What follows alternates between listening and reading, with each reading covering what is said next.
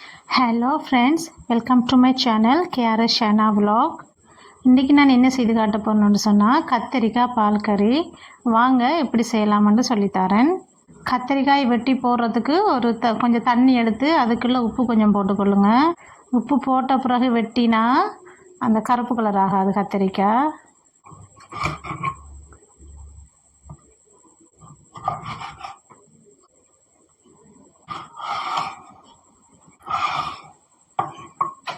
வெட்டணும். ஏன்னா நாங்கள் மசிச்சு செய்ய போகிறபடியாக இப்படித்தான் வெட்டணும். இந்த சைஸில் வெட்டணும். பாருங்க, நான் இப்படி வெட்டி வச்சுக்கிறேன். இப்படி வெட்டணும். உப்பு போட்டு கலக்கி வச்சுக்கிறதுல போட்டு கொஞ்சம் நேரம் ஊற வைப்போம். பாருங்க, நாங்கள் எல்லாத்தையும் இப்படி வெட்டி இந்த உப்பு தண்ணிக்குள்ளே போட்டிருக்கிறோம். இந்த உப்பு தண்ணிக்கு போடுறதால இந்த கத்திரிக்காய் கருக்காது டக்கண்டு.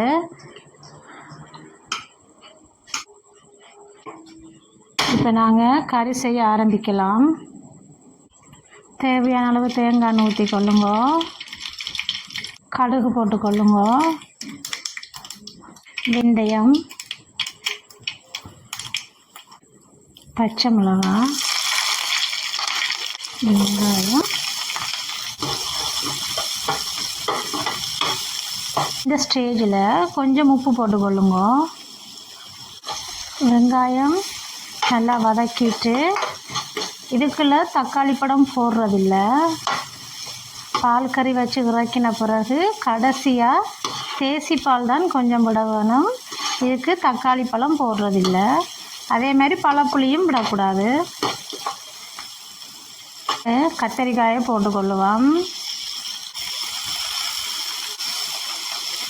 இதோட கொஞ்சம் மஞ்சள் தூள் போடுங்க. உப்பு கொஞ்சம் போட்டுக்கொள்ளுங்க. ஆல்ரெடி நாங்கள் வெங்காயத்துக்கு போட்டிருக்கிறோம். கத்திரிக்காயிலையும் ஊற வச்ச நாங்கள்.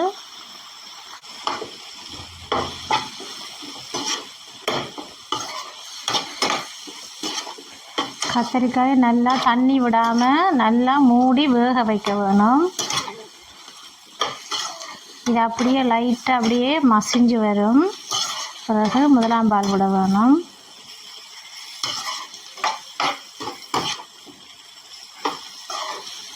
இப்போ நாங்கள் இதை மூடி வைப்போம். திறந்து பார்ப்போம்.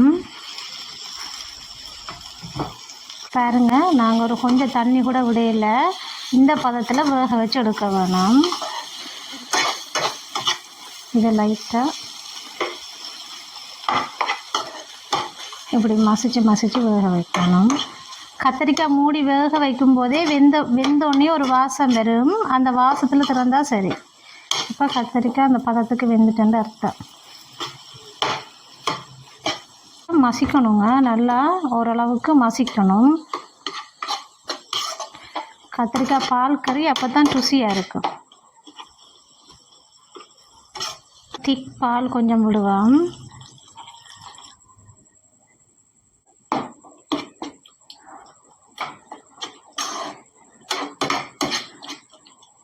இப்போ திரும்பவும் இதை மூடி வேக வைப்போம். மினிட்ஸ் கழித்து திறந்து பார்ப்போம். ஓகே, நல்லா வெந்து வந்திருக்குது பாருங்கள்.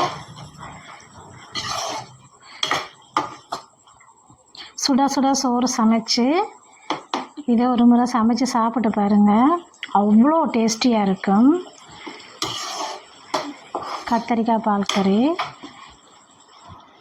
இதை இறக்கி நல்லா சூடு ஆறின பிறகு தான் தேசி புளி விடணும். தேசி புளிங்கிறது தேசி பால் சொல்கிறேன். தேசி பால் கொஞ்சம் விட்டுட்டு திருப்ப ஒருக்கா மிக்ஸ் பண்ணினீங்கன்னு சொன்னால் ஓகே, ரெடி ஆயிரும். இது நான் தேசிக்காய் கொஞ்சம் போடுறேன்.